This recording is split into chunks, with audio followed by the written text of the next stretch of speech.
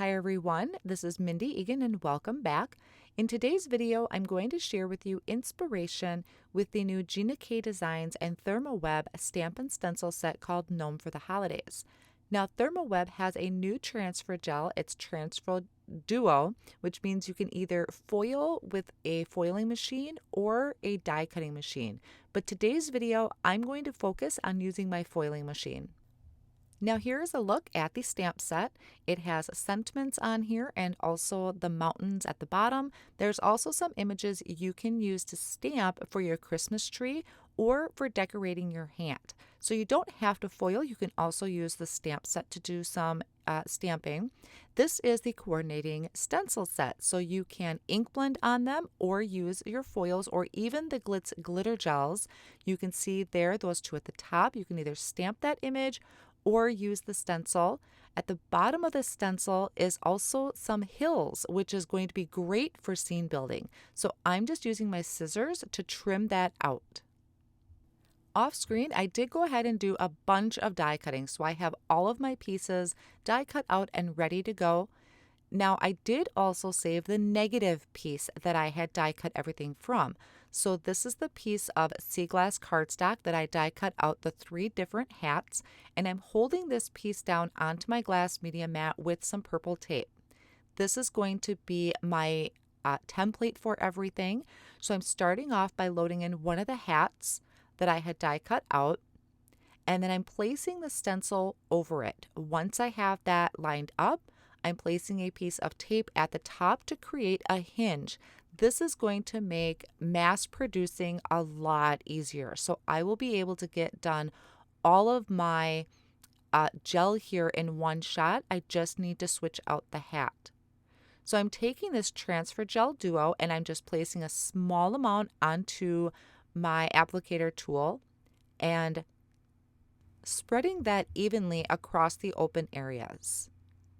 Once I have that smoothed out, I wipe off any excess back into my jar, and then using my tweezers, which I find to be very helpful with this, I'm carefully lifting up my stencil, and then I can just kind of pry out that hat. So like I said, using the tweezers is a very big help in this because it allows you to pick up those small areas without smudging any of your gel. Then I can just set that off on the side to dry, and I'm going to load in my next hat, making sure it's lined up perfectly. I could always adjust my stencil if I need to, but creating that hinge on the top really helps. So like I mentioned, this would also work really well with glitz glitter gel if you have any of that, or even the ink blending. Now I'll repeat this step for the rest of the hats that I've die cut in a variety of colors. This one is jelly bean green. And I will also repeat the steps for the other size hats as well. Then I can just carefully remove that hinge at the top. And I like to wipe my stencil down with a baby wipe. That just saves a little bit of time so I can work on my next hat. Then here I'm going to show you what the different decorations look like for the trees. So same thing, I used that negative piece on my media mat, holding it in place with that purple tape off on the side. And then the same step as before, I'm going to line up this design. Now the trees actually have 2 different designs, so I will show you that. I'm going to place my tape at the top to create a hinge, and then I can apply that transfer gel duo over those open areas. Now you notice I didn't use any pixie spray for this, mainly because I really didn't need to. The areas weren't that thin, so I didn't find I needed to have the pixie spray. What's also nice about doing it this way is I don't have to worry about any getting off of my stencil. If it does, it's scratch paper. I can always use a different template. So here's the other design for the tree. This one has like little bulbs or shiny lights on it. And just making sure I have a nice even coverage over them. You don't need a thick amount of it because that'll just take longer to dry. Now, once everything has dried, I'm going to bring out my mini ink machine, and I set it to 2, and it only takes about 2 minutes for it to get hot, which means the light is green there. And I'm taking this little sheet protector that came with it. I'm going to place my trees and hats inside of this protector and lay a piece of the foil on top. So you want the pretty side up when it comes to the foiling. Then I can just run this through the machine. It only takes about a minute. I give it a second or two to cool off after I take it out from the back. And I'm using my tweezers again to kind of pull that out of that transparency sheet. And I can carefully lift up my foil to reveal the underneath. And it is absolutely gorgeous, the design and the foiling on this. Here's a closer look of all that dazzling gold on here. Now, I used quite a variety of foils from Thermoweb, so I will make sure to link everything down below in the video description. Here I'll show you a couple of the hats. Now, these are small, so you could do quite a few of them at one time. I have a hat out of sea glass cardstock that I'm going to put some red foiling on, and then I have passionate pink that I'm putting some silver on. So I just trimmed down the sheets of foil to the size that I needed. Now, what's nice about the Duo is you don't have to have a laminator or a mink machine to do this. You could just run these through your die cutting machine too. I just hadn't used my mink machine very often, so I wanted to pull that out and, kind of just get the dust out of it. So either way will work really well and you'll still get amazing results. So I repeated these steps for all of my elements that I had added any Duo to. Here's a close-up look of the hats with the foil. And here is a big pile of ones that I have done. So this is great because I always will have extra then on hand that I can use for any last-minute cards that come up. So I'm just going to separate these into piles. I'll put my trees on a pile, and this is just going to make card making go really, really quick. Now for the assembly, I die cut out some little tree trunks. So I'm just going to add a dot of the Gina K Designs Connect glue to the top of that and attach my trees, and then I flip my trees over to let them dry. I don't want any excess glue hanging out to stick to my paper. Now for the gnome, this you can mix and match whatever your heart desires. So I have the passionate pink hat. I'm adding a beard that I die cut out on white. I have the nose that I cut out of, I believe it was Barely There cardstock from Gina K Designs, and then the body of the gnome that I'm just adding a little bit of the liquid glue to the top of the body and the bottom of the beard. And then we also have some little shoes that will stick out off on the side. There's also a little, I was looking at it as a bell for the top of the hat, but could also be just like a little pom-pom ball. I'm not sure what you call it. I was looking at it as like a bell. So I die cut it out of some yellow cardstock, sweet corn cardstock. So I will go ahead and assemble my gnomes. Now, some of the hats I put on top of the beard. Some of the gnomes I have the beard on top of the hat. Not sure it really matters. I think they look adorable either way you do it. So I mixed and matched. This one is made out of sea glass cardstock. You can make them in any color that you want if you want to stick to just the Christmassy colors, or if you want to kind of modernize your Christmas a little bit, you can change up the colors. And then here's a quick look at the 3 gnomes that I did have put together right away that I will use on my cards right now in the video. Now, as you can see, the gnomes and the trees are actually kind of big. So when I'm going to make my cards, I like to use 4 1/4 by 5 1/2, but these would be great for slimline or for even a 5 by 7 card. Now, my first card is going to be very clean and simple. I'm using a piece of layering white cardstock from Gina K Designs with her sea glass ink. And this is measured 4 1/4 by 5 1/2. I can always trim this down, which is what I usually end up doing. So I'm adding just a really, really light layer of color that's going to be behind my tree and my gnome. And then I do bring them in, kind of measure it out, see if I need to extend that color at all, and where exactly a sentiment is going to go. So I was thinking about there's Gnome Place like Home for Christmas, but I decided on this Skinnier Merry Christmas sentiment instead. I thought that just fit better underneath.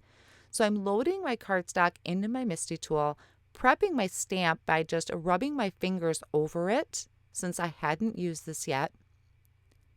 And then I'm going to stamp this in the Gina K Designs Obsidian ink. So after I close the door of the misti, just gently press that down. Get some great coverage, and then I actually didn't center my sentiment, so I trimmed my panel down to about 3 3/4 by 5 inches, and I'm layering that with the dot runner onto some sea glass cardstock. Now, since I was kind of in a sea glass mood, I decided to use the gnome that I had die cut out of sea glass. I really liked that consistency of the color in the card. I added the tree to this with the tape runner, and I'm going to add the gnome with some foam squares. Now, I didn't push down real hard when I put that tree down, so I can pick that up and adjust it. Any adhesive that was stuck down, I can just rub away with my finger, which is one of the reasons I really love Gina's dot runner. So then when I'm happy with that, I can just push that down, and that will be my first finished card. Now here's the second card we will be creating using the Christmas trees. Now for this one, I'm going to bring out those hills that are on the bottom of the stencil. There's actually 2 of them there. So I'm taking that full stencil, lining that up onto some layering white cardstock, holding that down with purple tape, and I'm going to come in with some sea glass ink. Now, I also want to make sure I'm covering any open areas above that on the stencil because I don't want that to transfer onto my background. So starting from the top of that hill, I'm going to ink blend down real lightly, not even going all the way down the cardstock. I wanted just a hint of color behind them. Then I picked that stencil up, and I'm going to turn my stencil and use that other hill to kind of create a slope in the background. And then just moving my Post-it tape around to kind of block off any of those open areas again, and also the bottom of my hill. And then bringing in that sea glass ink again. Now I do have some oopses here and there on it, but what's really great is I can cover that up with my trees. So I always say that when people ask, how does everything look so perfect? It's not. It's a great place for a sentiment or an image. So that's kind of sometimes how I decide where my images are going to go.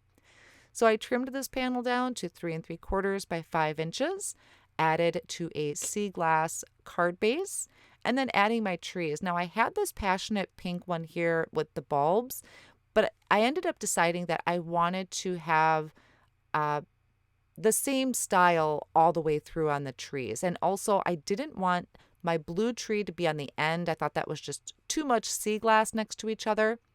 So I'm going to put that blue tree right in the middle. I changed out my passionate pink tree to have the same design as the rest of the trees.